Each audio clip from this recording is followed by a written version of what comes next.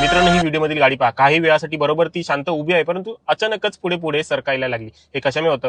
Handbrake fail झाल्यामुळे ती गाडी जी आहे ती पुढे पुढे सरकायला लागली. हँडब्रेक कशामुळे फेल होतो? सर्व्हिसिंगच्या वेळेला हँडब्रेक सर्व्हिस न केल्यामुळे किंवा ब्रेक शूची लाईफ जी आहे ती संपल्यामुळे किंवा आपली जी हँडब्रेकची तार असते तिच्यावरती खूप जास्त लोड आल्यामुळे मग ती तुटते. वायर थ्रू कनेक्ट झालेले असतात मागील हँडब्रेक जे असतात, मग ती तुटते आणि मग अशी जे ते हँडब्रेक फेल होऊन गोष्टी होण्याचे चान्सेस असतात. तुम्हाला जर वाटतंय तुमची गाडी खूप जास्त चढणवरती किंवा उतरणीवरती पार्क आहे, तर अशा वेळेला हँडब्रेक सोबतच आपल्याला एखादा गिअर देखील एंगेज करून ठेवायचा आहे. मग आपली गाडी अजिबात जागेवरनं हलणार नाही. कुठलाही गिअर एंगेज करून ठेवला तरी चालेल. लोकांचं बोलणं असतं की उतरणीवरती आहे तर अशा वेळेला आपल्याला रिव्हर्स गिअर टाकायचा आहे, चढणीवरती आहे तर अशा वेळेला आपल्याला पुढचा गिअर टाका. काही गरज नाही, कोणताही गिअर टाका, पहिला दुसरा तिसरा. एखादा गिअर एंगेज झाल्याशी मतलब तो गिअर जो आहे तो एकमेकांमध्ये अडकल्याशी मतलब. मग आपली पुढची चाकं जे आहेत ते लॉक होऊन जातील आणि गाडी मागे पुढे हलणार नाही.